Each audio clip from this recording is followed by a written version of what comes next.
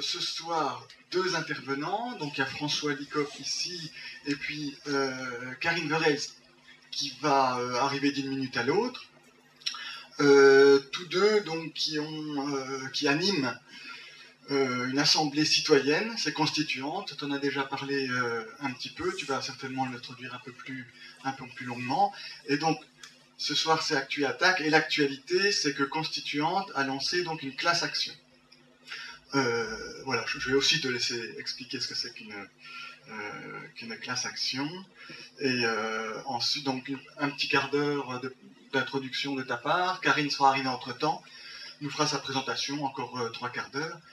Et puis, à l'issue de cette heure-là, évidemment, on donnera la parole à la salle pour les interventions, vos questions et les réponses de François et Karine. Merci beaucoup. En tout cas, merci pour cette invitation. C'est vrai que nous tournons en Belgique depuis maintenant 2 mois, donc avec Karine, nous avons été presque partout. Il manque encore Arlon et Vielsa, mais je suis passé à Bruges, à Gand, à Lost, à Bruxelles plusieurs fois. Nous étions pour une conférence de presse dont le compte-rendu est dans la coupure de presse que je vous ai remise. On a été relativement bien rediffusés donc, dans la presse francophone. Donc quelques mots donc, par rapport à Constituante. Constituante est une organisation citoyenne qui date depuis 2 ou 3 ans, qui a été en fait créée par essentiellement 2 personnes, qui s'appelle donc Marie-Rose Cavalier. Marie-Rose Cavalier donc, qui a été parlementaire donc, wallonne donc, pour le parti écolo, le parti qu'elle a quitté, et qui milite, je dirais, de tout temps, par rapport à différentes choses, notamment au niveau médical. Et un certain Ralph Verbeek, que certains d'entre vous doivent connaître également, qui est un syndicaliste, on va dire, de la première heure.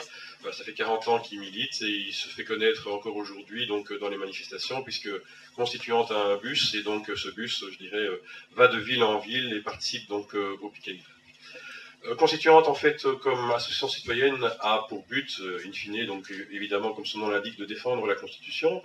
Donc, nous organisons pas mal de conférences, d'assemblées, où nous faisons en fait de la formation populaire, de l'éducation permanente, tout dépend le terme qu'on retient. Mais la marque de fabrique réellement de Constituante, ce qui la, je dirais, distingue d'autres organisations de ce type, c'est qu'elle va quasiment systématiquement devant la Cour constitutionnelle par rapport aux traités européens ou aux traités intergouvernementaux qu'elle juge iniques. Et donc, ce n'est pas la première fois, et donc on va en parler ici avec le traité d'austérité, que nous allons devant la Cour constitutionnelle. Nous avions déjà été, donc en 2005, si ma mémoire est bonne, avec les gens constituants, devant le traité, enfin, devant la Cour constitutionnelle contre le traité de Lisbonne, qu'on appelait donc le traité constitutionnel à l'époque.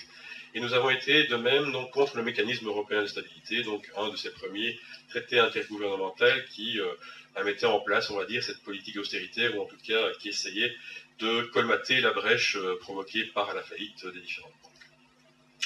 Alors, moi, j'ai pour but juste d'introduire d'un point de vue historique un petit peu l'austérité, pour que ça ne tombe pas comme ça des nues, d'où ça vient, comment ça se fait que l'austérité soit là et qu'on lutte par rapport à celle-ci. Et donc, ça ne va pas prendre longtemps, il n'y a que quelques 8 slides, si ma mémoire est bonne. Mais je vais essayer de remettre ça dans une perspective historique et puis dans une perspective européenne, parce que l'austérité est quelque part une caractéristique de l'Europe. En fait, on peut faire remonter l'austérité quasiment, je dirais, à l'époque de la création des théories économiques libérales. Ce sont les pères fondateurs donc, de l'économie libérale qui, quelque part, à mon sens en tout cas, ont donné déjà les premiers signes d'une volonté d'austérité. Alors, qui sont pour moi donc ces pères de l'économie libérale? C'est donc un Jean-Baptiste Say qui est encore relativement donc, connu, et aussi un Ferdinand Lassalle qui est moins connu, mais qui a développé une théorie, une de ces lois économiques, il n'y en a pas de temps pour finir des lois économiques, qui s'appelle la loi des reins. Et qu'est-ce que stipule cette loi des reins? Elle stipule qu'en fait, quand les salaires sont relativement élevés, eh bien, le peuple, la force travailleuse va se reproduire. Et donc, générant donc ainsi plus d'enfants, ces enfants vont arriver à la génération suivante sur le marché du travail, et donc vont exercer de façon automatique une pression sur les salaires. Et donc ainsi va s'établir d'une certaine façon un salaire d'équilibre, et de la même façon on va s'établir une certaine stabilisation, si on peut le dire ainsi, de la population. Ces théories ont été reprises par Malthus, que vous connaissez bien, pour cette théorie également donc, de limitation de la croissance de la population. Ces théories ont été reprises par d'autres, ou avaient déjà été énoncées par d'autres, comme Turgot, mais ont été reprises par Colbert. Et je trouvais ça quand même relativement intéressant qu'aujourd'hui, donc quand on nous parle d'austérité, on nous parle de compétitivité, on nous parle de compression salariale, et on entend aussi dire de l'un ou l'autre, de gens éminents, qu'aujourd'hui la population semblerait être trop nombreuse. Je ne vais pas citer les noms, je pense que vous les avez en tête, mais je pense qu'il y a un lien historique qui remonte déjà à cette période du 19e siècle entre cette volonté d'assurer l'austérité, de comprimer les salaires et de vouloir contrôler également la croissance de la population. Alors, quant à ce qu'il en est de l'Europe, l'Europe, pour moi, en tout cas c'est mon analyse, est une structure qui en fait est par elle-même, par construction, néfaste à la croissance de la demande intérieure, néfaste à la croissance économique et, je dirais, par voie de conséquence, néfaste à la croissance de l'emploi. On ne va pas reprendre tous les points, parce qu'on pourrait en citer de nombreux, mais je crois qu'on peut commencer simplement par citer la Banque Centrale Européenne et donc ses statuts. Vous savez que dans les statuts, le premier mandat de la Banque Centrale est de lutter contre l'inflation. La croissance ne vient qu'en second élément, et elle n'est quasiment jamais évoquée donc, dans les comptes rendus de cette même Banque Centrale. Juste pour exemple, encore en 2011, c'est-à-dire relativement récemment, il y avait une petite reprise économique, il y avait une petite résurgence de l'inflation, et la Banque Centrale Européenne n'a pas trouvé mieux que d'augmenter ses taux.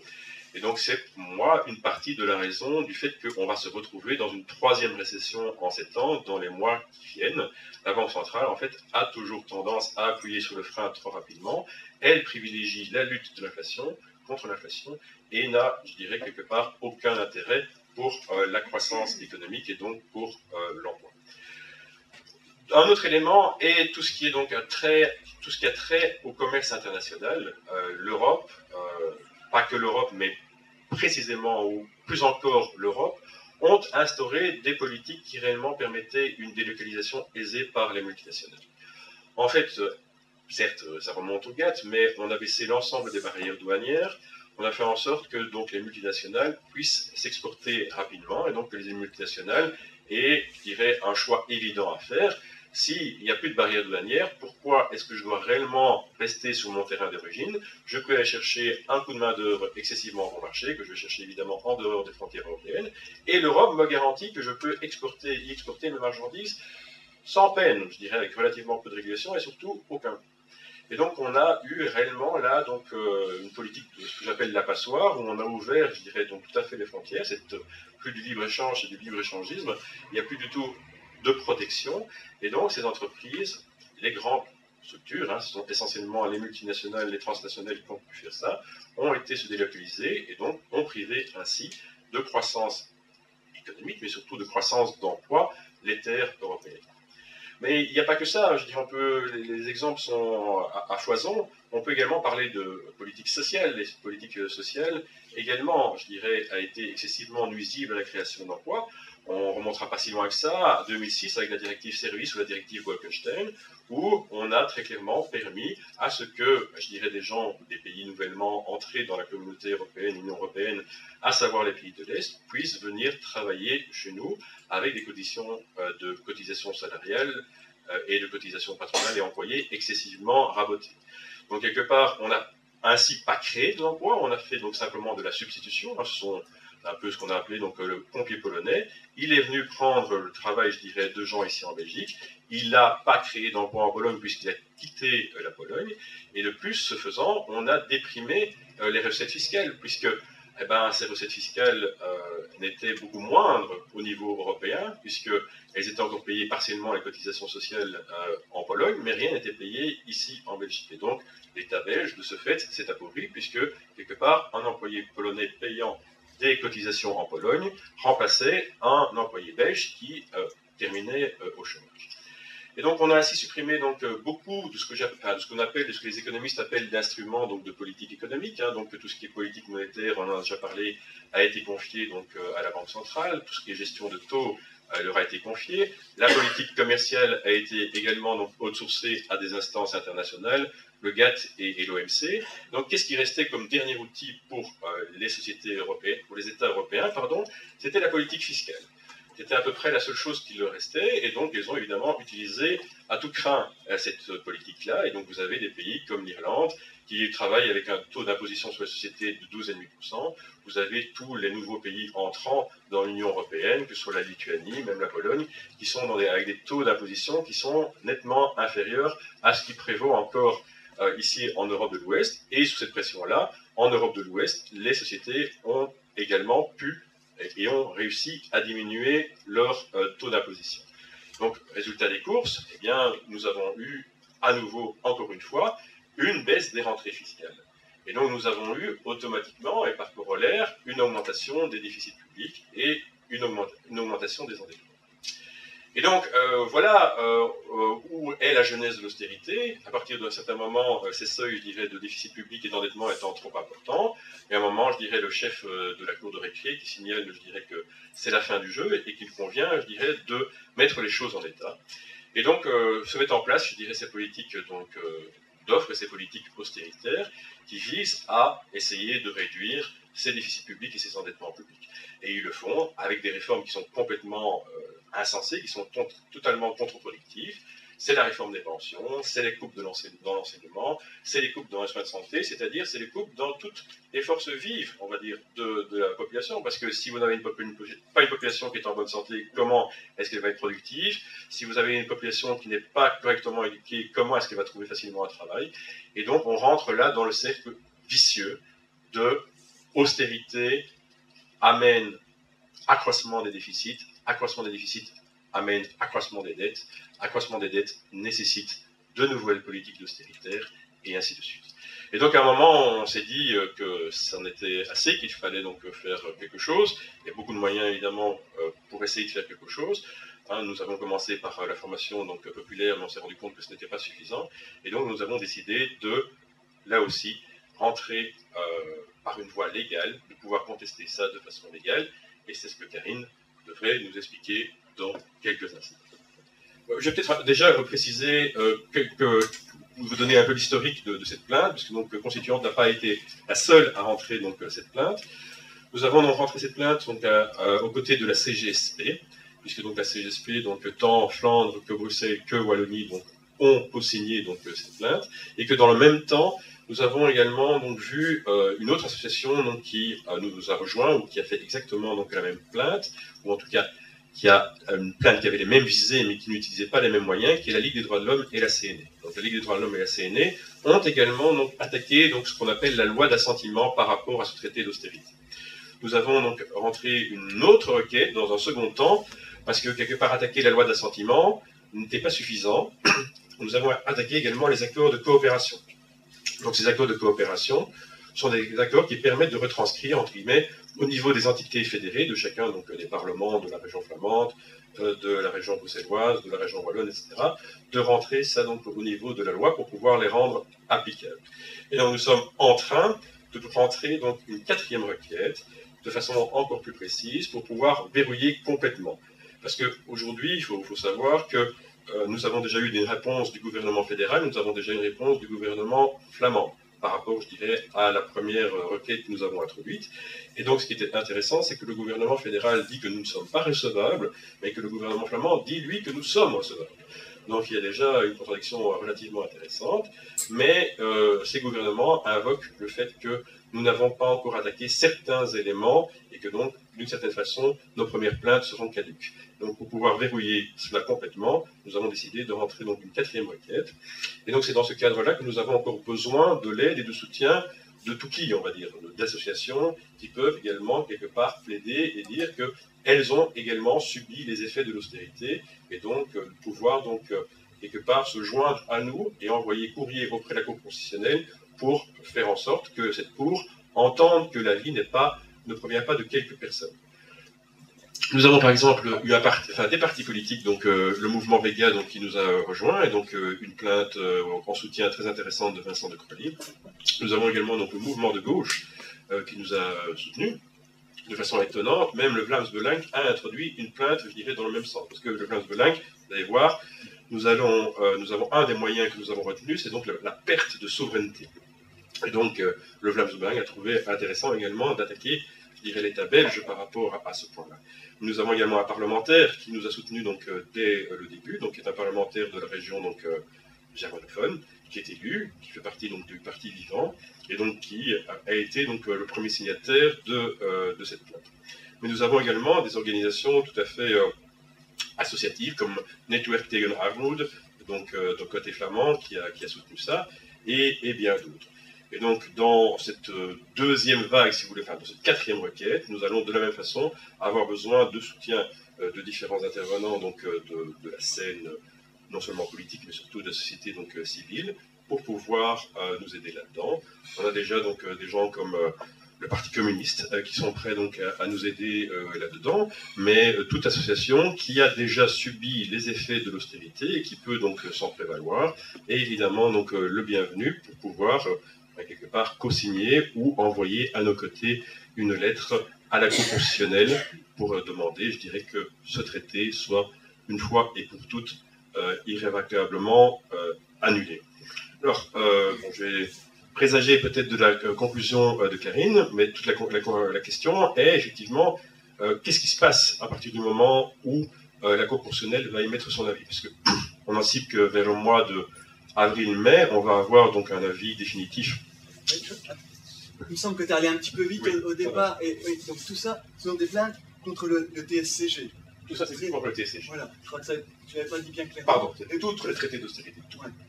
Et alors, est-ce que tu peux préciser un petit peu le contenu de ce traité? Est-ce qu'il, là-dedans, vous semble aller dans le sens d'une perte de souveraineté? Ouais, ça, c'est toute la partie de Karine. Donc, il y a en fait cinq moyens, mais là, je vais faire plus que défricher. Il y a la souveraineté dont j'ai déjà parlé, mais un des éléments principaux est également que ce traité, en fait, viole l'article 23 de notre Constitution. L'article 23 de notre Constitution, en fait, parle des droits socio-économiques et environnementaux. Donc, quelque part, cet article fait en sorte que la population doit être protégée, que c'est une des missions de l'État que de protéger la population, que cette population a droit à mener une vie digne. Et donc, en fait, c'est la loi également CPAS, la loi donc, de 1976. C'est également donc, ce qu'on appelle la clause de standstill, c'est-à-dire qu'à partir du moment où un certain nombre d'avantages ont été octroyés à la population, l'État ne peut jamais revenir en arrière et revenir sur ses droits. Or, très clairement, avec ce traité d'austérité, on revient en plein sur les droits qui ont été octroyés. Ce n'est pas pour rien, je ne l'ai pas encore dit, que l'ensemble donc, des CPAS wallons, donc Philippe Defay et autres, nous ont écrit une lettre donc, indiquant qu'ils soutenaient notre plainte. Donc ils n'ont pas écrit à la Cour constitutionnelle en direct, mais ils ont écrit à nous, et donc j'ai fait partie également donc, du communiqué de presse que je vous ai remis qui était dans le soir. Tous les CPS wallons, donc en la personne de leur président, nous ont écrit comme quoi ils restent soutien à cette action. Là, Karine, j'ai essayé de meubler, j'ai défriché un petit peu le terrain, j'ai déjà réalisé ma partie de présentation, j'ai déjà pas encore tout dit, mais déjà dit pas mal de choses, mais je crois que les gens sont en attente, effectivement, que tu puisses détailler les différents moyens que nous avons donc invoqués pour pouvoir aller contre ce traité, qui est bien donc le traité d'austérité, ce TSCG ou ce pacte budgétaire, suivant donc les appellations qu'on lui donne. Floor is yours. Applause. Merci. Excusez-moi une fois d'être en retard, mais j'ai assisté à un cours de musique. Mon instrument est cassé. C'est évident que ces choses se passent justement à des moments comme ça. Et j'ai dû parler avec mon prof quoi faire, etc. C'est pour ça que je suis en retard. Excusez-moi mille fois. Je suis certain, parce que j'ai heureusement déjà entendu François donner des discours sur notre sujet et même de m'introduire une fois. Et je suis certain que c'était excellent. La différence entre le TSCG et le traité de Maastricht, le traité de Lisbonne, parce qu'il y a plein de choses, c'est justement la constitutionnalisation de la règle d'or. C'est l'exigence explicite que ça deviendrait droit primaire dans les États membres. Mais on va y revenir immédiatement en plus de détails. Juste, je m'imagine que François a déjà parlé un peu là-dessus, mais qu'est-ce qui s'est passé, juste par procédure? Il y a eu déjà 3 requêtes auprès de la Cour constitutionnelle. Une de la part de la Ligue des droits de l'homme et du CNI, c'est le syndicat chrétien des employés. Oui, exactement. Ils ont très bien travaillé là-dessus. Auprès de la loi d'assentissement du Parlement fédéral avec le TSCG. Une deuxième requête de constituante et CGSP flamand, ACOD, visant la loi d'assentiment du Parlement fédéral, mais aussi tous les décrets et ordonnances des parlements régionaux, communautaires, bruxellois, etc., etc. 7 trucs en total. Parce qu'on sait que dans le passé, il y a eu déjà sur base c'est un argument procédural qui pourrait être utilisé par les contreparties pour dire que notre requête n'est pas recevable, sinon, si pas tous les moyens sont utilisés, sont exploités. Alors c'est pour ça que la requête de constituante est plus, disons, englobe plus que seulement la loi d'assentiment fédéral, qui est, par la nature des choses, quand même la plus importante. Et troisièmement, il y a un recours, une requête contre l'accord de coopération entre le gouvernement fédéral, qui est le porte-parole auprès de la Commission européenne. Finalement, c'est là le partenaire, si tu veux, un partenaire un peu étonnant, mais bon, le partenaire pour la négociation de la part de l'Union européenne avec les États membres, c'est alors le gouvernement fédéral et la Commission européenne. Les conséquences des mesures imposées par le TSCG, les conséquences budgétaires, doivent être redivisées internement par le niveau fédéral.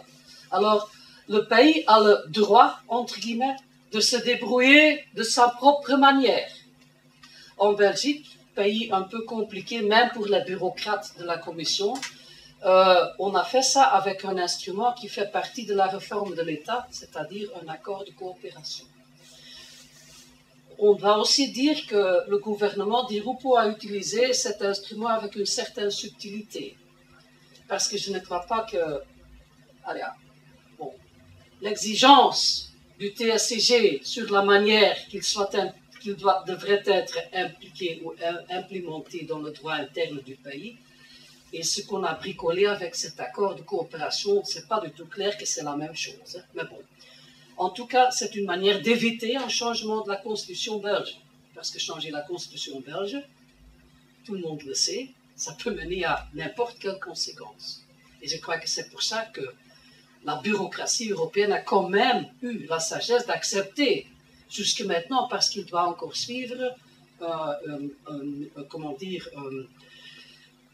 un avis ou un accord fondamental, ou un définitif plutôt, sur la manière que le TSCG a été implémenté. Mais jusque maintenant, c'est accepté.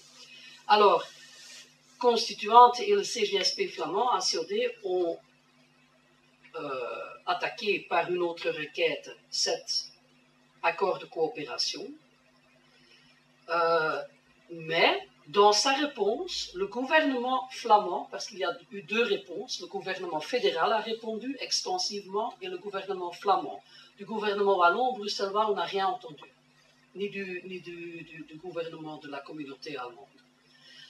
Les 2 gouvernements ont utilisé des avocats très renommés, etc., pour écrire 2 belles livres pour nous réfuter. Mais leurs arguments sont très différents. C'est remarquable parce que ça veut dire qu'il n'y a pas eu de concertation mutuelle de nos contreparties. Ce que je trouve assez étonnant parce qu'il s'agit quand même d'une question assez grave et sérieuse. Ils ont travaillé tous dans leur propre coin.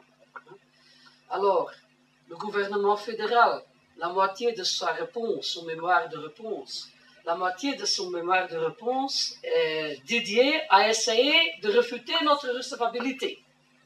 Pour dire d'avance déjà, c'est pas recevable sans même de discuter les moyens. Ils discutent les moyens après, évidemment. Mais la moitié de la réponse du gouvernement fédéral s'agit de la non-recevabilité. Je vais dire quelque chose là-dessus dans quelques minutes aussi. Le gouvernement flamand, par contre, n'a aucun problème avec notre recevabilité, ce qui est très intéressant pour nous, parce que ça augmente nos chances sur ce plan-là, substantiellement, évidemment. Sauf sur un point, une faute procédurale. Et voilà encore une fois une occasion pour voir comment c'est important, ce truc procédural. On a attaqué dans notre requête constituante et la ACOD, dans notre requête contre l'accord de coopération, on a attaqué l'accord de coopération lui-même direct, et non le décret d'assentiment de l'accord de coopération. Parce que même là, internement, dans le pays même, il y a une manière de, ça fait partie de la réforme de l'État, il y a une manière d'assentir ce type d'accord. Cette norme d'assentiment ne contient évidemment rien d'autre que l'accord lui-même, mais c'est pour ça qu'une quatrième requête va encore suivre, on a encore le temps jusqu'au 20 décembre, pour attaquer ça aussi.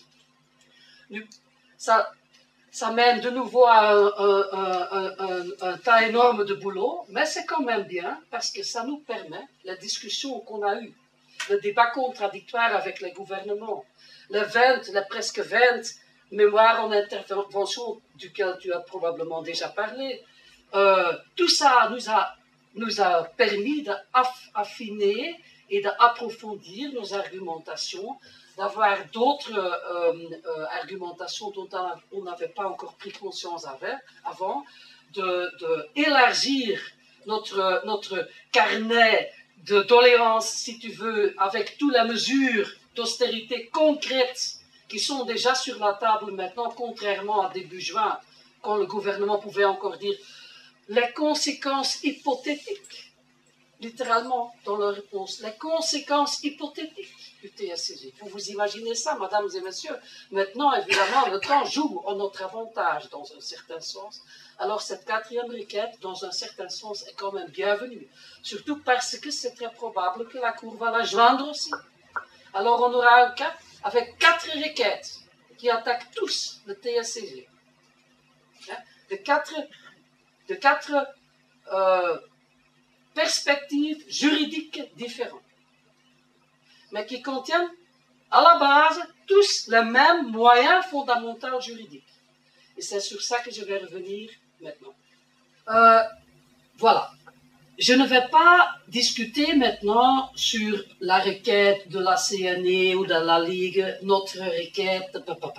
J'ai donné une petite idée sur ce qui se passe procéduralement. Maintenant, je vais me focuser juste sur les argumentations, qui en fait sont à retrouver d'une forme ou une autre dans les différentes requêtes, avec des différents accents, etc., etc.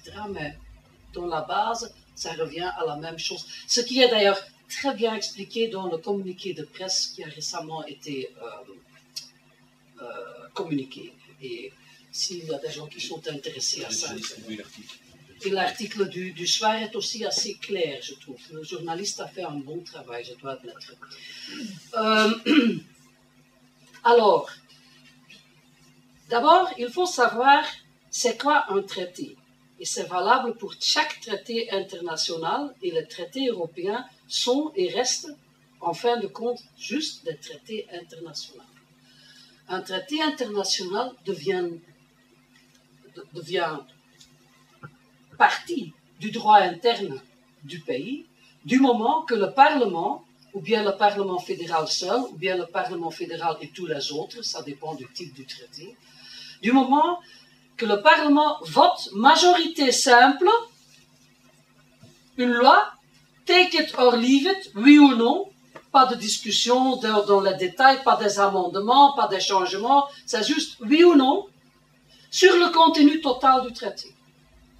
Et donc ce traité peut être en fait n'importe quoi, qui, du moment que ça a été accepté d'une manière, disons, légalement correcte, de ce moment-là, ce traité, le contenu de ce traité devient opératif au sein de la structure juridique du pays, de la structure légale du pays.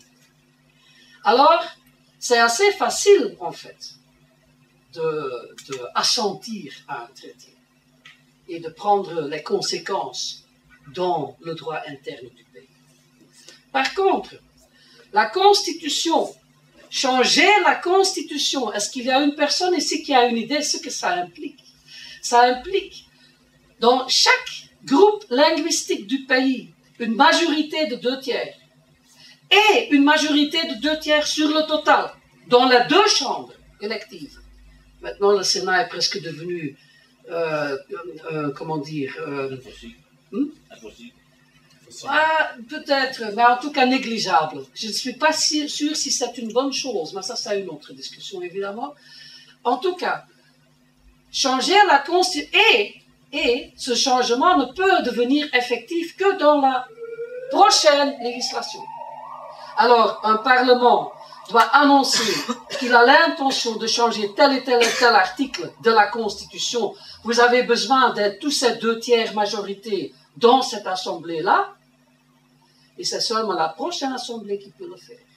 Ça veut dire que la Constitution belge se protège elle-même comme une tigresse ses petits bébés. C'est-à-dire, c'est quelque chose de fondamentalement important dans la structure politique et démocratique et juridique du pays. Autrement, on n'aurait jamais pris tel type de précaution. Ça vous donne aussi une idée, un sentiment de la différence d'importance entre la Constitution et quelconque traité international. Est-ce que ça veut dire que les traités internationaux n'ont pas d'importance? Évidemment que non. Elles peuvent être très importantes. Le traité européen sur les droits de l'homme, EVRM par exemple, c'est quand même très important. Mais ça vous donne quand même une bonne idée sur la raison que n'importe quel traité ne peut jamais être en contradiction avec la constitution du pays. Du moment que des provisions ou des dispositions d'un traité sont en contradiction avec la Constitution, le traité lui-même, l'assentiment avec le traité lui-même est inconstitutionnel. Et il y a deux manières de résoudre ce problème. Ou bien il faut changer le contenu du traité, ou bien il faut changer le contenu de la Constitution. Mais je vous ai déjà dit que changer la Constitution belge, c'est une chose assez difficile. C'est le fameux article 195 dans la numérotation d'aujourd'hui. La procédure pour changer la Constitution. Voilà. Alors, les argumentations, entre guillemets, qu'on entend souvent utiliser, que le droit communautaire, et ici j'utilise droit communautaire dans le sens de la communauté européenne, l'argument que le droit communautaire a primauté sur le droit belge est faux. Ce n'est pas vrai. C'est seulement vrai pour le droit dit dérivé, secondaire. Pour toutes les lois qui font partie des normes de production économique ou des mesures de sécurité ou je ne sais pas quoi. Sur le droit secondaire qui appartient à des domaines où la communauté européenne a des compétences, ce qui est stipulé par les traités antérieurs, Lisbonne, etc., etc., etc. Parce que, par exemple, dans le droit pénal, la communauté européenne n'a aucune compétence jusque maintenant. Ce n'est même pas en considération. Mais le droit secondaire ou le droit dérivé, dans le plan des compétences de la communauté européenne, c'est là que la primauté du droit communautaire est vraie, est valable. Pas sur le droit primaire du pays. Le droit primaire du pays, c'est la Constitution. Et c'est pas seulement clair de la part de la Constitution elle-même qu'il n'y a rien qui surpasse la Constitution dans l'ordre juridique du pays, aussi pas des traités internationaux, mais c'est même reconnu dans le traité de Lisbonne. Je ne connais pas l'article par cœur, je crois que c'est 4. C'est assez clairement stipulé que les traités de Lisbonne, qui sont maintenant les traités sur les traités sur base desquels l'Union européenne peut agir avec une légalité, ces traités n'ont pas priorité, n'ont pas primauté sur le droit primaire des États membres. C'est explicitement reconnu dans le traité de Lisbonne. Alors il y a deux choses. D'abord, le fait que la Constitution elle-même, et par sa nature même, mais dans le cas belge explicitement aussi, n'accepte pas qu'il y a d'autres droits qui la surpassent ou qui sont en contradiction avec elle, qui peuvent la violer et avoir effet au territoire du pays. Non, simplement non. Je vais montrer certains arrêts, avis et articles pour démontrer que c'est juste ce que je dis. C'est pas quelque chose que j'invente ici. Mais deuxièmement aussi le fait que le traité de Lisbonne, qui est un vrai traité européen, contrairement au TSCG, qui n'est pas même un traité européen, mesdames et messieurs. Mais le traité de Lisbonne reconnaît explicitement cette unicité et primauté des droits primaires des pays. C'est quelque chose d'important. Pourquoi est-ce que le TSCG? Parce que, évidemment, dans la jurisprudence et dans la pratique législative, la collection qu'on appelle le traité de Lisbonne et toute l'histoire qui la précède a évidemment un certain poids moral aussi.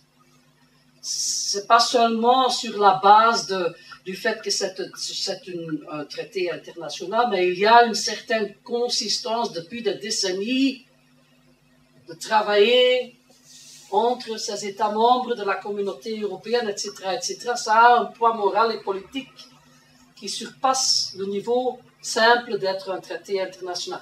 Ce qui évidemment ne change rien à l'argument juridique que j'ai donné ici. Pour le traité européen, ce que j'ai dit reste valable. Par exemple, la Cour de justice en Luxembourg a primauté, est compétent de juger d'une manière surpassant les cours dans le pays pour tout ce qui est droit dérivé ou secondaire. Non, du droit primaire, évidemment non. La Cour de Luxembourg ne peut aucunement donner un arrêt qui est contre la Constitution belge. Pas du tout. Les gens qui disent le contraire disent des faux, des choses qui sont fausses. Bon. Le TSCG n'est même pas un traité européen. Pourquoi pas? Parce que pas tous les États membres l'ont signé. Seulement 26 des 28 l'ont signé. La Tchéquie et l'Angleterre, la Grande-Bretagne n'ont pas signé pour des raisons qui ne sont maintenant pas très importantes, mais voilà. C'est pour ça que le traité essaye beaucoup, dans son préambule et dans ses articles, d'impliquer aussi souvent que possible les structures et les institutions de la communauté européenne, de tisser des liens, disons, fonctionnels entre les dispositions et les prescriptions de ce traité et la bureaucratie de l'Union européenne. Hein?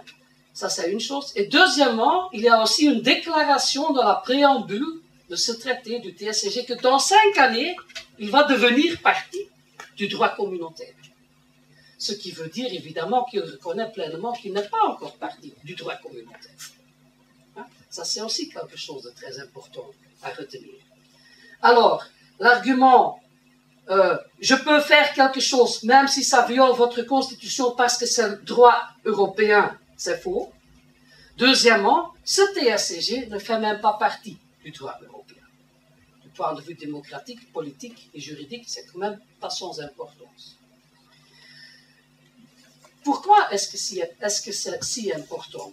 Parce que les compétences que le TSCG transmet de la part des pouvoirs souverains des pays membres dans, en pratique, les mains de la Commission européenne, et dans un moindre sens le Conseil des ministres, mais surtout la Commission européenne. Ce sont les pouvoirs qui font, suivant la Constitution belge, le cœur de la souveraineté nationale elle-même. Je ne sais pas jusqu'à quel point tu as expliqué. Pas donner encore des détails. Bon, je vais passer vite alors ici par l'ascenseur. Oui, moi. C'est ici que je dois pousser? C'est plus bas? C'est encore plus bas. Il y a une petite explication sur ce... Attends, pas trop vite. Voilà, ici. On va rester ici quelques minutes. Il y a le layout, c'est un peu... parce que c'est une traduction d'un document originalement en irlandais et je dois en fait rédiger un peu le layout. Mais voilà. Chaque État est tenu de suivre une politique budgétaire précise qui lui est imposée depuis un niveau supranational. C'est ça en fait le contenu basique du TSCG. C'est vrai que dans un certain sens, certaines de ces provisions sont déjà dans des traités européens antérieurs, mais sans l'exigence qu'on va voir immédiatement dans la préambule et dans l'article 2, de constitutionnaliser ces normes. Ces normes sont encore plus contraignantes, elles deviennent encore plus sévères qu'elles étaient déjà, et elles doivent être constitutionnalisées. Vous commencez maintenant à apprécier pourquoi. Juste par un traité, c'est en fait impossible de forcer les États de suivre ça. Ils peuvent toujours dire, mais maintenant ça ne va pas. Pour, je ne sais pas, des raisons économiques, sociales, culturelles, je ne sais pas. Du moment que ça devient partie de la Constitution ou d'une manière contraignante équivalente avec la force de la Constitution dans le droit interne du pays, ça devient autre chose. Qu'est-ce qu'ils disent? Il faut réduire pas seulement la dette à un seuil inférieur à 60%, mais il faut aussi, quand le niveau de dette est plus haut, le diminuer à un pas forcé, beaucoup plus sévère et beaucoup plus vite que prévu dans les autres traités. Poursuivre un objet de croissance quand on fait les austérités, on sait que c'est quelque chose de très réaliste, mais aussi atteindre ou bien un budget en équilibre ou bien un déficit structurel de 0,5% sur le moyen terme. Dans le traité de Lisbonne, c'était 1%. Et dans le six-pack et le two-pack. Dans le traité de Maastricht, c'était 3%. Et déjà là, il y avait des discussions sur la nature arbitraire d'un tel type de pourcentage. Mais ce 0,5% de différence, moi je ne suis pas un économiste, mais François m'a une fois donné des nombres pour un peu expliquer ce que ça implique. C'est énorme, c'était quoi? 1%, ça fait 4 milliards. 4 milliards d'euros, c'est quand même pas mal. Qu'est-ce qui coûte 4 milliards dans ce pays? Les intérêts de soleil. Mais ça c'est quand même intéressant. C'est quand même pratique d'avoir un économiste à ses côtés. Voilà. Hein? C'est quand même pas nul. Mais le vrai intérêt de ce traité n'est pas même seulement ou d'abord dans le fait que les normes budgétaires et de dette sont encore renforcées. Il y a aussi une procédure de sanctionnement automatique qui est prévue dans le traité. Dans le passé, le sanctionnement était prévu mais n'était pas automatique. Il devrait être approuvé, traité de Lisbonne, par une majorité de 2/3 dans le Conseil des ministres. Ce traité renverse les choses. Le sanctionnement est automatique, sauf que l'État qui est victime de ce sanctionnement réussit à rassembler 2/3 dans le Conseil des ministres pour le stopper.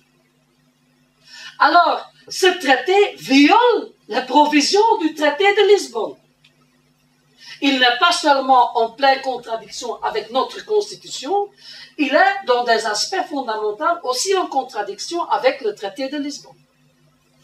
Il faut vous imaginer la chose, quand même. Hein.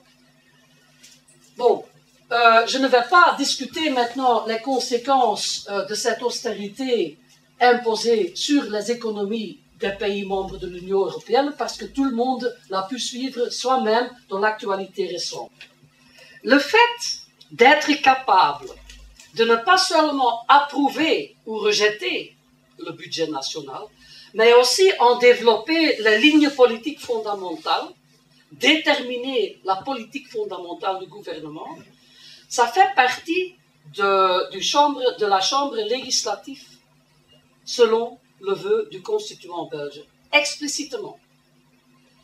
C'est le cœur même de la souveraineté nationale.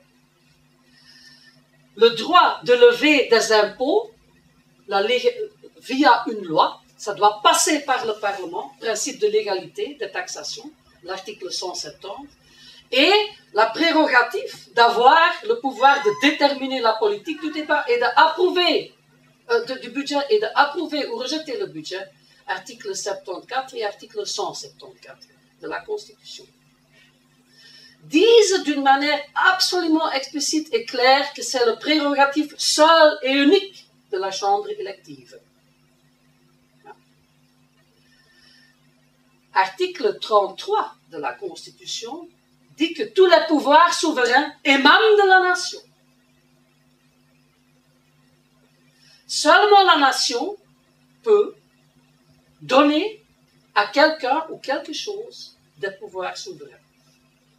Dans la structure de la Constitution, les représentants de la Chambre élective sont le premier porteur de ce pouvoir souverain, le cœur duquel est le pouvoir de déterminer et d'approuver le budget national, chaque année.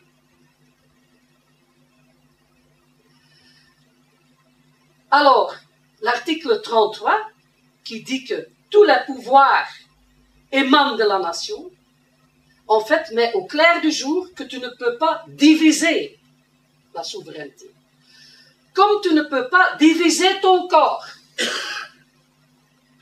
La seule chose que tu peux faire, suivant la Constitution dans sa propre forme d'aujourd'hui, c'est de transmettre le droit, l'exercice, pas le droit, l'exercice de certains pouvoirs limités. Ça, c'est la seule exception. Article 34, dans l'ancienne numérotation 25 et 25A. Parce que le constituant a voulu dire clairement que 25A ne change rien à 25. C'est très explicitement dans l'exposé des motifs parlementaires que le fait qu'une transmission d'exercice des pouvoirs limités ne change rien à l'article 25, 33 maintenant. Que tout pouvoir souverain émane de la nation. Alors, la différence entre l'exercice des pouvoirs limités et les pouvoirs souverains eux-mêmes, c'est comme quoi, par exemple? Eh bien, c'est comme si que je peux bien vendre mes meubles sur le marché, mais je ne peux pas couper mon propre bras et le vendre sur le marché. Parce que je vais moi-même me mutiler de cette manière-là. Et c'est très clair que la Constitution interdit une telle opération, si tu veux. Tu n'as pas même, ton corps n'est pas ta propriété, c'est ta nature elle-même. La Constitution n'est pas simplement une loi, c'est le fondement de la nation elle-même. C'est un acte de création, si tu veux. Il y a toujours une certaine circularité là-dedans, c'est propre à tout ce type de création ex nihilo dans un certain sens. Mais tu ne peux pas diviser ça.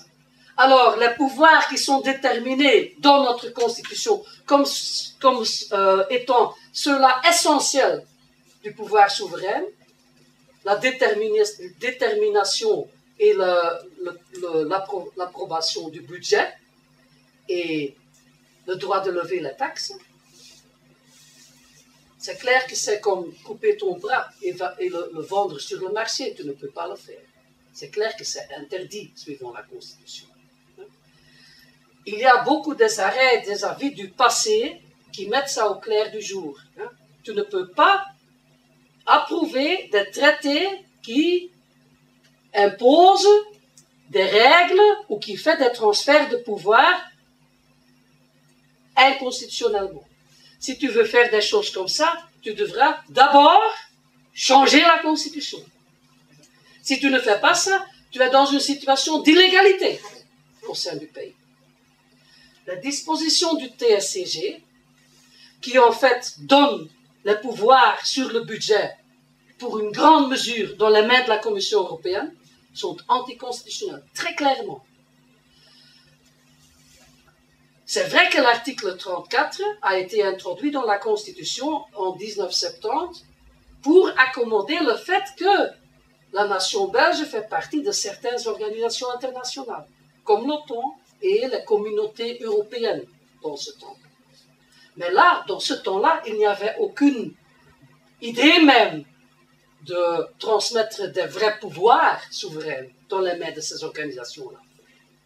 Il s'agissait de la coordination de certaines choses, par exemple sur le niveau de l'OTAN. C'est pas que l'OTAN allait nommer les généraux de l'armée belge ou obliger le Parlement de participer dans une telle ou telle guerre. C'était pas comme ça. Les communautés européennes était sur le plan du droit international beaucoup plus modeste. Il n'avait aucune idée de prendre l'essentiel des pouvoirs souverains des pays membres.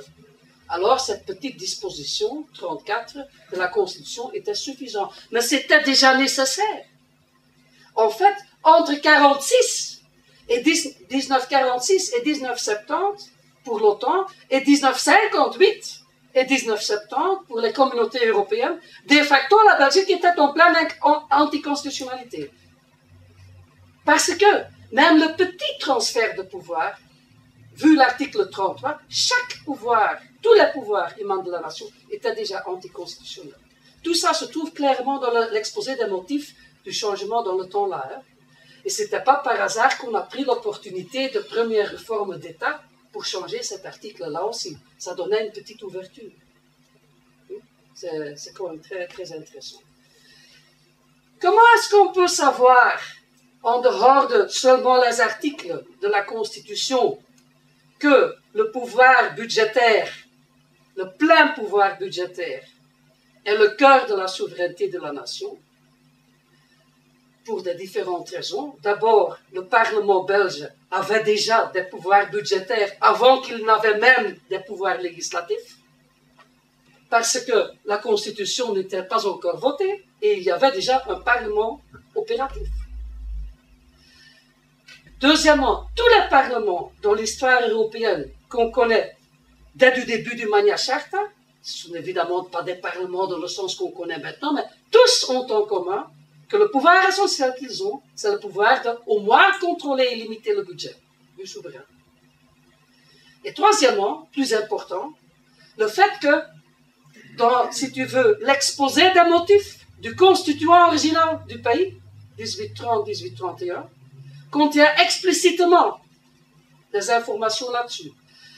L'intention du constituant était de garantir la souveraineté de la Chambre élective des représentants de la nation en leur donnant le pouvoir de lever des taxes et de déterminer et approuver le budget. Et c'est pour ça que je me suis permis quand même de prendre cette petite citation qui vient de Notulen. Comment est-ce qu'on a dit? Les attendus du Conseil national, c'est-à-dire le précurseur de notre Parlement qui a en fait rédigé le projet de constitution. Et qu'est-ce qu'on lit là-dedans? La Chambre, c'était pas encore clair à ce moment-là qu'on allait dans la direction d'un système de 2 chambres, Parlement et Sénat. C'est seulement plus tard que c'est devenu clair, c'est pour ça que tu vois ici le singulier. La Chambre, une fois composée, confirme, modifie ou renvoie le ministère. Le ministère, en termes modernes, le gouvernement. Selon le degré de confiance ou de défiance qu'il lui inspire. La Chambre élective, ouvrant et fermant à volonté la bourse du contribuable, article 170, tient dans sa main la destinée du cabinet. Elle impose à la couronne, c'est-à-dire le gouvernement, parce que le roi n'est rien d'autre que la personne qui représente le pouvoir exécutif. Elle impose à la couronne ses exclusions et ses choix. C'est plus que seulement approuvé après. Oui. Elle élit donc en réalité, quoique indirectement, le ministère tout entier. C'est en des termes le plus forts que possible que c'est déterminé ici l'importance pour la souveraineté, l'importance de cette prérogative de décider et approuver le budget pour la souveraineté nationale. Or, le ministère ainsi élu ou confirmé ne peut vivre qu'à la condition d'administrer selon le vœu de la majorité de la Chambre, c'est-à-dire selon le vœu du pays qu'elle est censée représenter. En ce petit nombre de lignes, vous voyez très clairement le lien fondamental entre le pouvoir sur le budget et la nature de la souveraineté, la réalité de la souveraineté elle-même, au mains de la Chambre élective.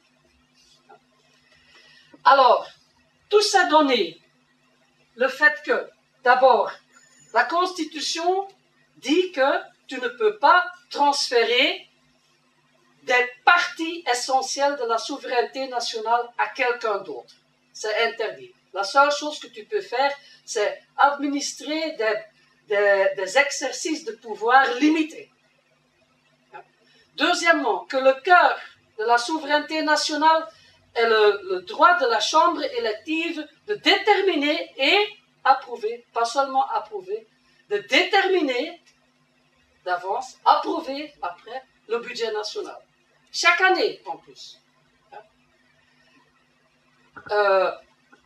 Et troisièmement, parce que c'est aussi très important, que la Chambre elle-même n'est pas la même chose que la nation. La Chambre est censée de représenter la nation. L'article 42 de la Constitution dit explicitement que la Chambre, que la nation ne coïncide pas seulement avec ceux qui ont élu la Chambre à ce moment-là. Suivant la Constitution, la nation implique tous les citoyens sur le sol belge, tous les futurs citoyens et même tous les citoyens du passé. C'est quelque chose la nation est quelque chose avec un passé, un présent et un futur. Et c'est à cause de ça que, par exemple, dans l'article 7 bis, qui est important du point de vue des droits socio-économiques, il y a une provision explicite qui dit que l'exercice de ces pouvoirs, dans l'exercice de ces pouvoirs, et il fait référence explicite aux droits socio-économiques, le gouvernement ou les corps responsables, les corps politiques légaux responsables, doivent toujours prendre en considération aussi l'effet de leurs mesures sur la génération qui vont suivre. Il y a une obligation de travailler d'une manière durable, si tu veux. Je vais immédiatement citer le texte. Voilà. Alors c'est très important. Même la Chambre ne peut pas simplement dire « bon, on va faire quand même ça ». Même la Chambre ne peut pas dire « oh oui, mais on a voté quand même ce traité, nous sommes la nation, voilà partie la souveraineté ». C'est pas possible parce que la nation et la Chambre ne coïncident pas. Elle est censée de représenter, mais elle n'est pas seulement même la collection de tous les voteurs de ce moment. Et c'est pour ça que le roi, quand il approuve, quand il proclame en fait, pas approuvé, parce qu'il n'a rien à dire là-dessus, c'est le Parlement et seulement le Parlement qui le fait, mais quand il proclame une loi sur le plan fédéral, qu'est-ce que tu as comme adresse, comme aanspreking? Expression. Encore une fois? Voilà. Aan allen die nu zijn en die nog komen zullen. À tous présents et ceux qui vont venir, notre salut. Ça fait référence à quelque chose dans la Constitution, c'est pas justement une forme, littéraire. La Constitution belge est un document absolument remarquable. Même avec tous les changements qu'il a subis, il a retenu le cœur de sa consistance interne. Et les textes sont très souvent explicites, très clairs et très forts. C'est assez incroyable en fait. La dernière chose que je veux dire, avant qu'on passe à la discussion, parce que je m'imagine qu'il y a plein de raisons pour une bonne discussion, tout ce que j'ai dit ici, ça porte d'ailleurs sur le niveau de la politique démocratique d'un pays. La nation, comme elle est déterminée par la Constitution, n'a rien à faire avec le nationalisme, dans le sens de race ou de Blut und Boden ou de trucs comme ça. Ce sont des définitions politiques. Il faut clairement garder ça dans la tête. Mais c'est quand même important. Et ça constitue plus qu'un moment de voter quelque chose. Il y a des responsabilités dedans. Alors, d'abord, l'article 33 et l'article 34, l'indivisibilité et l'inaliénabilité de la souveraineté nationale, seulement l'exercice des pouvoirs limités peut être transmis. Deuxièmement, la nature de la souveraineté est déterminée par le pouvoir de la Chambre législative sur le budget, déterminé et approuvé. Même chose pour le droit de lever des taxes. La politique économique et financière est au cœur de la souveraineté de la nation, ce qui est assez logique, mais dans la Constitution belge, c'est très clair. Et troisièmement, ça c'est la dernière chose que je dois dire, la Constitution belge a une vision positive des droits de ses citoyens. C'est-à-dire, c'est pas juste pour, garantir que quelqu'un ne va pas te nuire ou des choses comme ça. Il y a des dispositions, des expressions très claires sur quels droits socio-économiques et culturels les citoyens de la nation peuvent appeler. C'est l'article 23 et l'article 7 bis. Ces droits, ils sont 5 en nombre, sont de l'ordre droit sur recht op arbeid, droit de travailler et de choisir son boulot d'ailleurs, droit de logement, droit de sécurité sociale, droit d'épanouissement culturel et même des dispositions de nature écologique.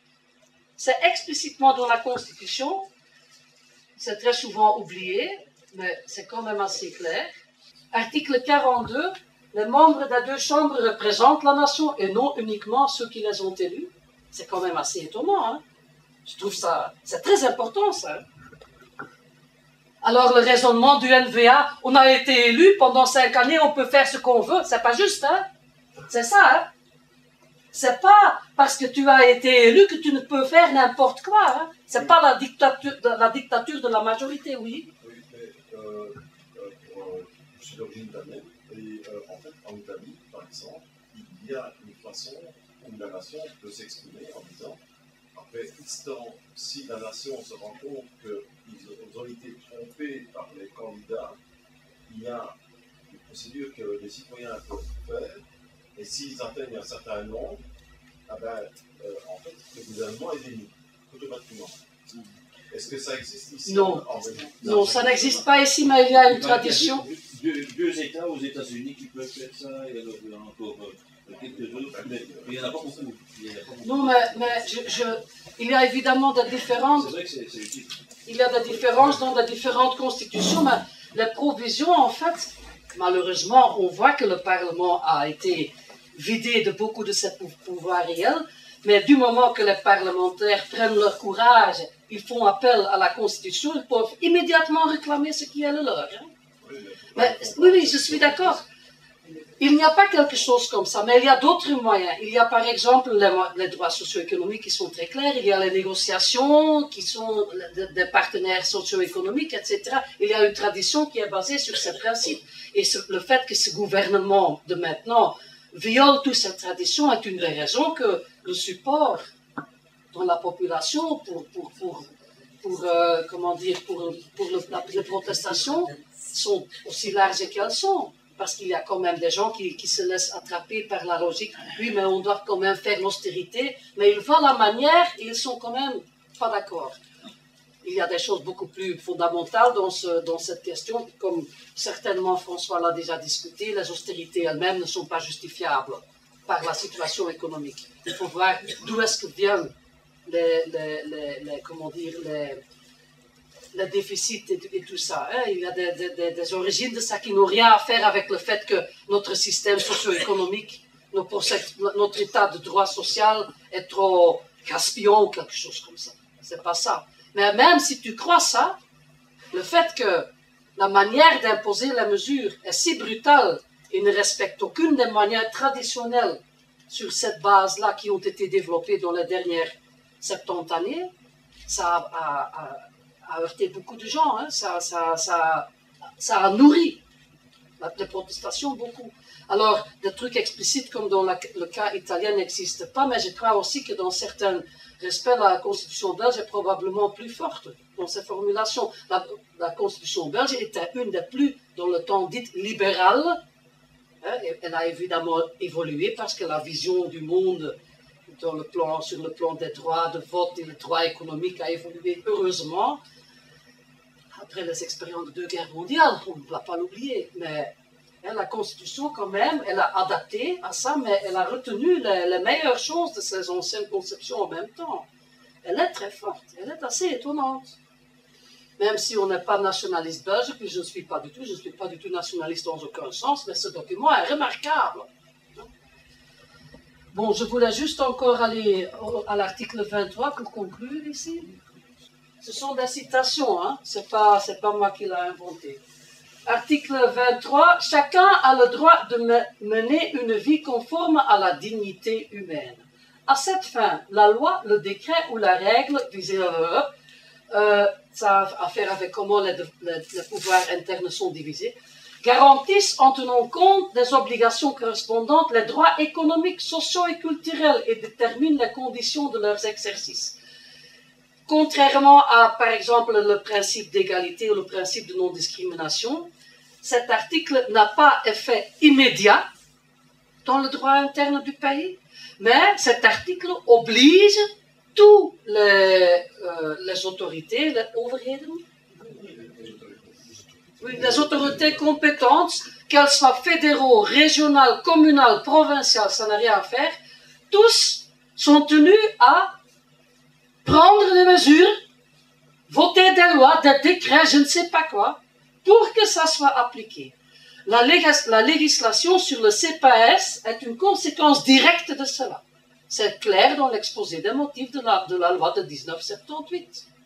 Alors, le fait que le gouvernement flamand, pour des raisons d'austérité, veut maintenant supprimer le CPAS et le mettre sous la tutelle directe des communes, parce que ça va mener à des austérités extra, évidemment, est anticonstitutionnel, pur et dur. Article 23 donne des détails, c'est toujours des citations. C'est quoi les droits? Ces droits comprennent notamment le droit au travail et au libre choix. Vous réalisez la chasse aux chômeurs aujourd'hui, hein? Le droit au travail et au libre choix d'une activité professionnelle dans le cadre d'une, etc., etc., etc. Le droit à la sécurité sociale, la protection de la santé et l'aide sociale, médicale et juridique. On peut tous immédiatement citer quelques mesures récentes qui sont en violation de ça. Le droit à un logement décent, le droit à la protection d'un environnement sain et le droit à l'épanouissement culturel et social. Comment est-ce que ça se réalise en réalité? Par un principe qui s'appelle le standstill. Le standstill ou l'interdiction de régresser.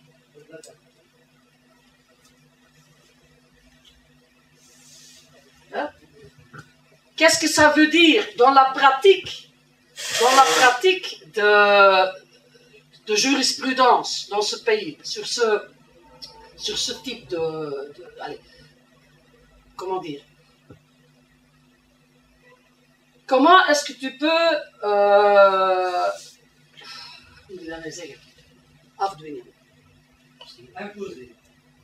imposer, c'est pas ça. S'il y a quelque chose qui se passe, qui viole ces droits et que tu veux aller à la Cour constitutionnelle pour réclamer tes droits, qu'est-ce qui se passe? C'est très difficile de temps en temps. Pourquoi? Sur le plan de la recevabilité. Le problème fondamental, c'est que tu dois être capable de montrer que c'est toi qui as un intérêt direct. C'est pour ça que beaucoup des organisations qui s'occupent des intérêts, par exemple des pauvres, comme le Netwerk tegen Armoede, qui supportent notre plainte, ont des difficultés à faire leur carte devant la Cour constitutionnelle. Pas à cause de la nature de cette provision, mais à cause de la nature du fait que c'est pas le network lui-même qui sont les conséquences, qui est affecté immédiatement. Voilà. Et c'est pour ça que ici, la recevabilité se met dans un autre contexte parce que c'est la première fois que c'est pas une loi dérivée au secondaire qui est le sujet d'un recours auprès de la Cour constitutionnelle, mais c'est la Constitution elle-même. C'est la Constitution elle-même, dans ses dispositions les plus fondamentales, et le fait qu'elle n'est pas compatible avec un certain traité européen qui a des conséquences, qui est pour la première fois mis à la table de la Cour. Et c'est pour ça que c'est une argumentation très subtile et très élaborée, mais c'est pour ça que c'est possible de chaque citoyen de ce pays a évidemment intérêt dans ce recours, à part du fait que le tas de mesures concrètes d'austérité qui ont été prises sur le niveau fédéral, sur le niveau flamand, sur le niveau wallon, sur le niveau des communes, ils sont obligés, c'est pas pour rien que beaucoup de communes et de villes supportent notre recours. Hein. Il y a un nombre énorme de mesures qui sont déjà prises et qui vont entrer en effet en janvier, ou c'est déterminé quand ils vont entrer en effet. La majorité de la population subit les effets immédiats de ce que les conséquences de l'austérité du TSCG sont. Mais à part de ça, du plan politique, le fait que pour la première fois, c'est la Constitution elle-même qui est sujet de la requête auprès de la Cour constitutionnelle, implique que chaque citoyen du pays fait un élément de la nation est immédiatement impliqué dans ce recours. Le fait qu'on a quelques parlementaires qui nous supportent explicitement en signant M. Balter de la communauté germanophone, pardon, par exemple, hein, mais à part de ça, c'est même pas par principe nécessaire parce que chaque citoyen fait partie de la nation. Article 42, rappelez-vous. Alors, on n'expecte en fait pas d'être rejeté sur le plan de la recevabilité. Et évidemment, les austérités vont carrément détruire beaucoup de provisions de l'État social. Et c'est pour ça c'est une de nos premières motivations, évidemment, pour cette requête. C'est pas parce qu'on trouve la Constitution si beau. On ne savait même pas qu'elle était si beau. Je dois dire que j'ai commencé à la trouver assez belle quand même. Mais, voilà. C'est justement les conséquences socio-économiques qui nous ont menés à cette démarche, si tu veux. Et, bon, du moment qu'on arrive à faire accepter notre recevabilité, il y a naturellement tout l'enjeu politique aussi, parce qu'il y a la Cour constitutionnelle qui n'est pas constituée justement des juges. Il y a aussi des gens qui sont censés de représenter la société, n'est-ce pas? Ce sont des politiciens, des anciens politiciens. Alors il y a toujours un enjeu, mais il y a de la jurisprudence assez forte. Et le discours ici du président, le procureur général de la Cour de cassation en 2007,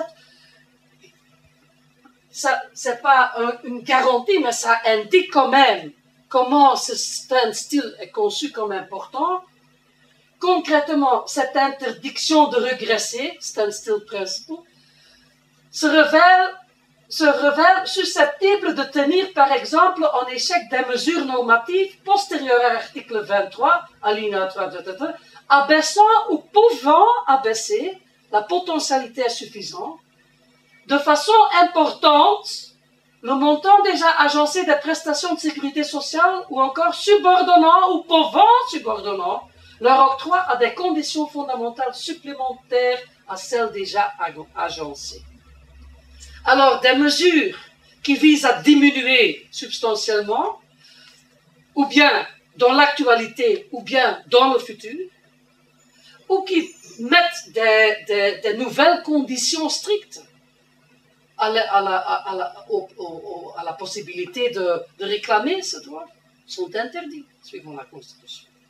Évidemment, tout ça est lié immédiatement à la nature du pouvoir budgétaire qu'un État.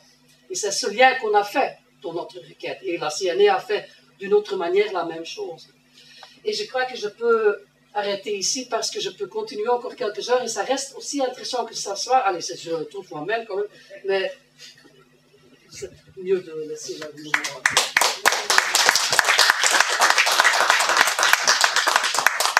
Ah, effectivement, oui, c'est très intéressant, donc merci beaucoup.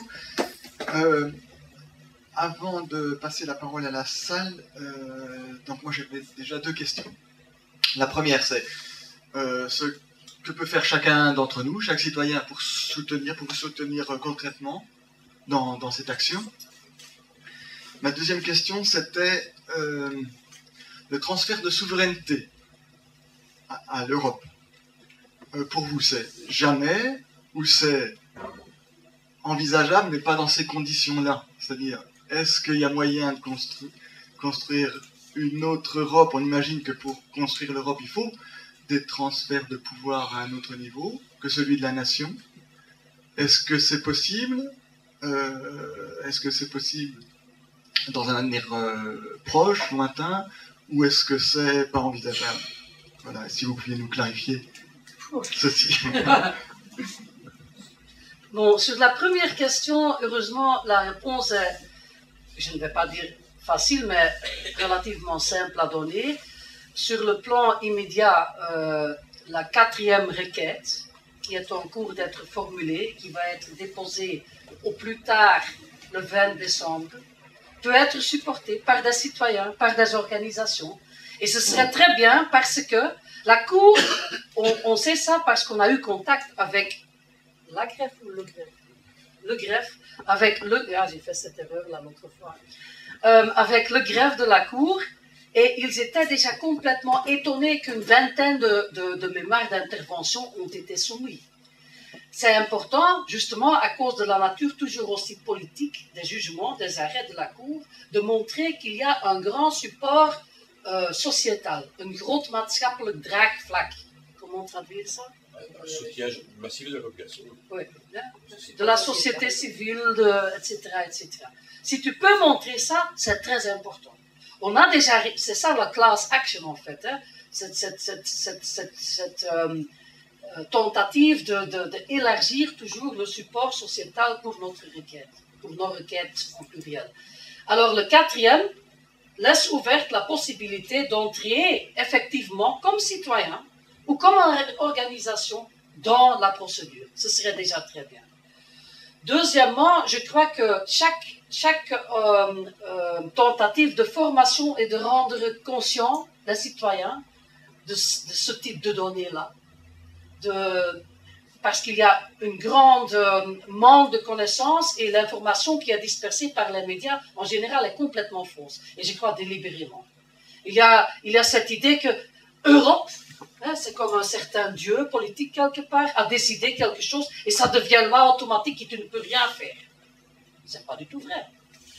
Et la Belgique est le dernier pays où il y a encore possibilité directe, via la Constitution, de prendre des mesures contre ça. Si la Cour, n'importe ce que la Cour décidera, aurait des conséquences politiques. Même si la Cour déciderait, la non-recevabilité, dans le cas de cette requête-là, sur la base des provisions les plus fondamentales de la Constitution elle-même, alors la Cour constitutionnelle, en fait, dit aux citoyens, ça ne vaut pas la peine de venir chez nous. Il n'y a aucun sujet qui vaut encore, comment le dire? En fait, la base, la raison d'existence elle-même de la Cour constitutionnelle disparaîtra. Ça aura un impact politique immédiat, c'est certain. C'est pas ce qu'on espère, évidemment, mais c'est pas un voie d'échappement. Elle perd son objet social. Elle perd son objet social. La Cour constitutionnelle perd son objet social. Son objet social et son objet juridique aussi. Hein? Ah oui, oui. Ça, c'est une chose. Mais deuxièmement, bon, si la Cour rejettera, annulerait la loi d'assentiment, ce serait évidemment ce qu'on espère, parce que ça obligera, ça mettra une bombe sous le traité, ça c'est clair. Ça aura des conséquences, pas seulement en Belgique. Hein? Rappelez-vous ce qui s'est passé quand en France et en Hollande, les citoyens ont voté non dans le référendum. Ça a donné origine à un débat pan-européen sur les provisions du traité. Malheureusement, ce qu'ils ont fait après, c'est en fait réintroduire dans un autre type de traité la majorité des provisions. Mais ici, la situation est quand même différente. Hein? Parce que ici, il ne s'agit pas d'un traité européen d'abord, et deuxièmement, il s'agit des pouvoirs qui... En fait, ce que le traité veut, c'est que en constitutionnalisant les normes budgétaires de l'Europe, hein, de la Commission en fait, tu réduis la politique budgétaire du pays à une espèce de droit administratif. Et pourquoi est-ce qu'ils veulent ça? Et c'est même explicitement dans les provisions du traité, mais il faut faire le puzzle, il faut mettre toutes les choses ensemble. Ils font ça parce que droit administratif et droit secondaire, et comme ça, la Cour de justice de Luxembourg devient compétente. Et ça, c'est important dans le contexte de leur système de sanctionnement automatique.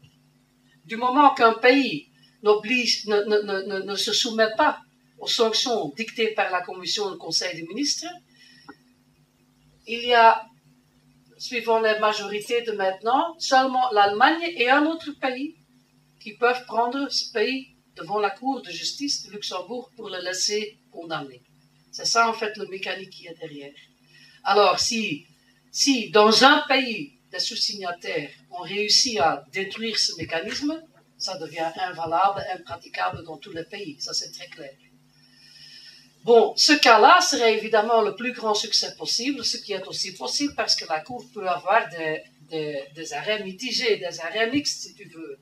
Et elle peut dire oui, parce que le traité, évidemment, ne pouvait pas simplement dire pur et dur, il faut constitutionnaliser dans le sens écrit dans la Constitution ces provisions. Elle a dû reconnaître par nécessité ou par une procédure d'une contraignance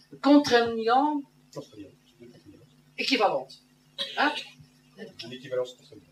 Une équivalence, voilà.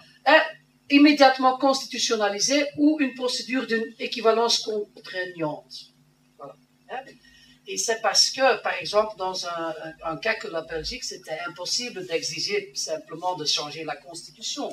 Ça aurait mené à un peu plus que seulement des pétards internes dans la structure politique du pays. C'est pour ça.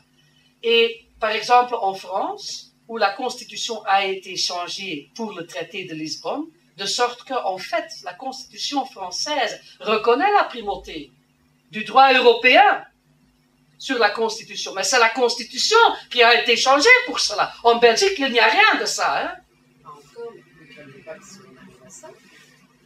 Ça, c'est une autre discussion. Mais je veux dire, maintenant, la Constitution belge ne reconnaît nullement la primauté du droit voilà.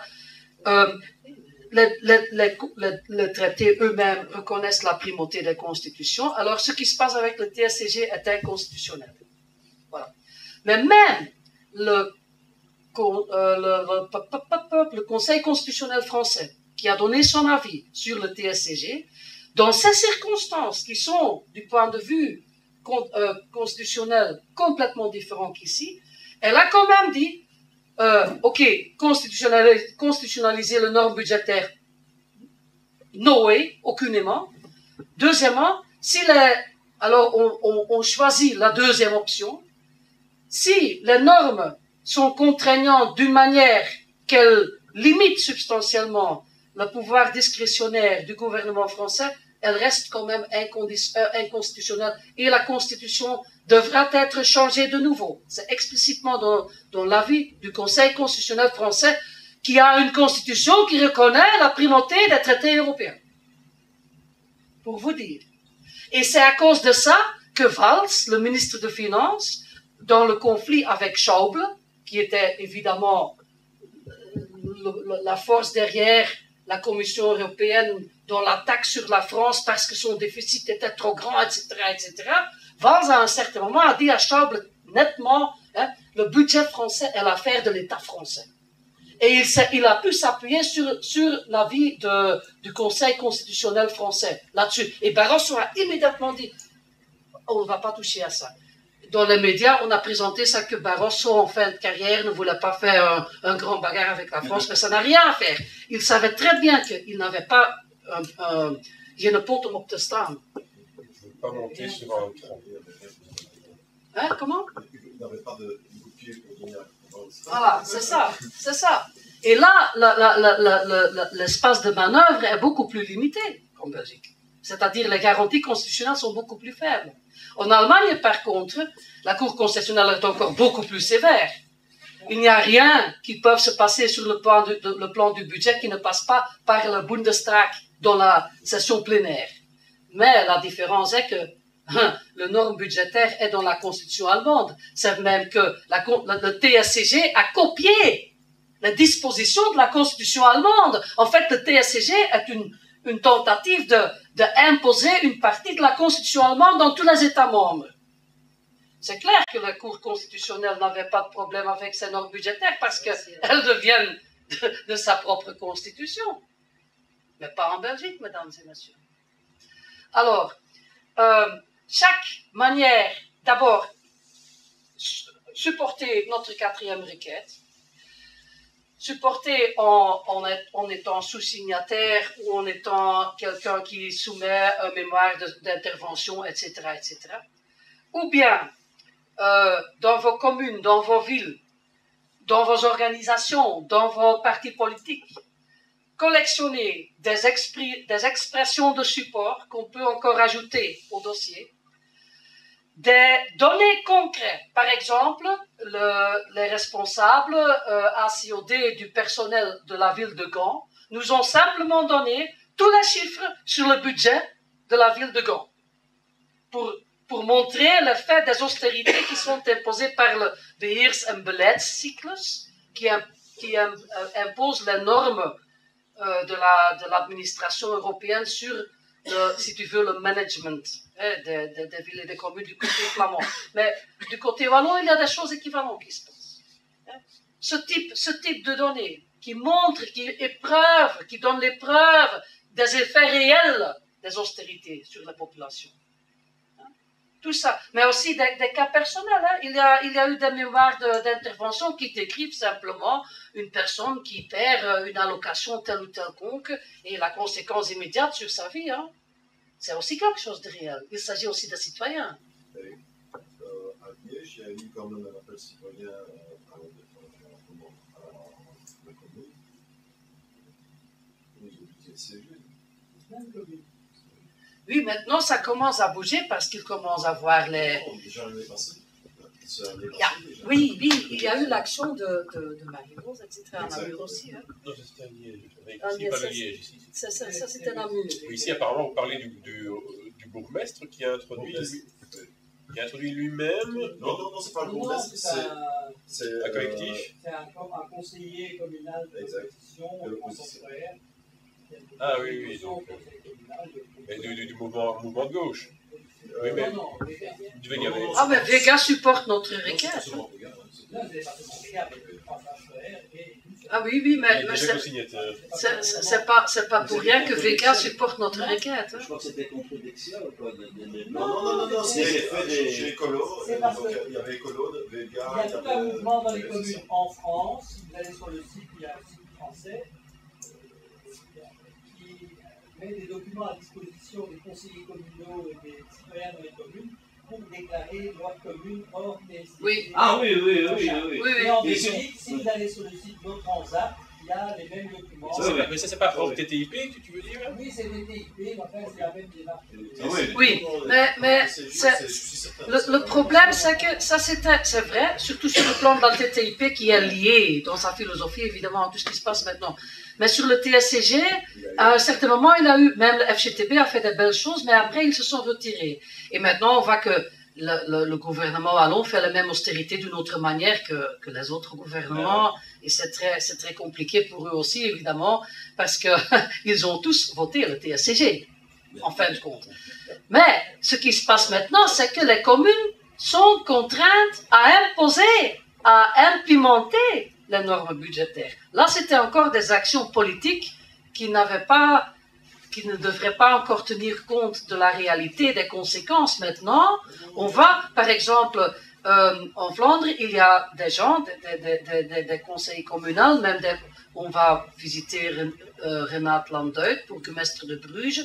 Les gens, même ceux qui ont, comme en étant parlementaires, voté pour le TSCG, commencent dans leur ville et commune voir c'est quoi la réalité des conséquences, et ils commencent à changer d'avis. Et on essaye il y a des gens en pays francophones qui essayent de faire la même chose et qui revisitent tous ces gens qui étaient actifs dans ce mouvement dans le temps-là, pour voir si les communes ne sont pas prêtes à signer, par exemple, un appel à une certaine désobéissance civile. Par exemple, c'est une petite communauté, Zottegem, la CPAS, par les mesures du gouvernement flamand, a été interdit de payer l'index suivant à ses employés, mais cet index a été déjà budgété dans l'ancien budget. En fait, la commune a l'argent pour le payer. Et le CPAS a refusé de ne pas payer l'index. Alors, c'est un acte de désobéissance civile explicite. Et ce type supporte explicitement notre recours, et on essaye de trouver des gens qui sont préparés à lancer un tel appel sur le plan général, pour que les communes et la ville, les CPS, trouvent des moyens pour ce type d'action de désobéissance civique, et aussi des données spécifiques qu'on peut joindre à notre dossier pour le cours constitutionnel pour montrer les effets dévastateurs, tenant compte de l'article 23, de toutes ces austérités. Sur ce plan-là, il y a beaucoup de choses qui sont possibles.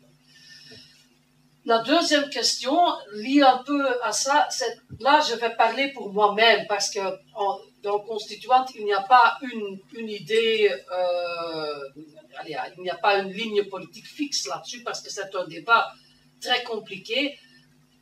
Une des choses qu'on veut obtenir avec cette requête, c'est de réouvrir le débat fondamental sur l'Europe. Mais vraiment de la base. Pas un peu bricolé ici et là dans les structures pour donner une petite couche pseudo-sociale. Pas ça. C'est clair que ça ne va mener à rien. Mais mener le débat, et un vrai débat, un débat où il y a des brèches, des possibilités, sur le futur de l'Europe. Et là, il y aura des différentes perspectives. Il y aura des gens qui défendraient une Europe dite sociale, mais là, je crois que c'est clair qu'il faut plus que seulement faire adopter quelques petites mesures par le Parlement européen. Je crois que ça demanderait une reformulation de beaucoup de choses. Par exemple, le rôle de la Banque centrale européenne, hein, et le contrôle politique sur cet organisme-là, et des choses comme ça.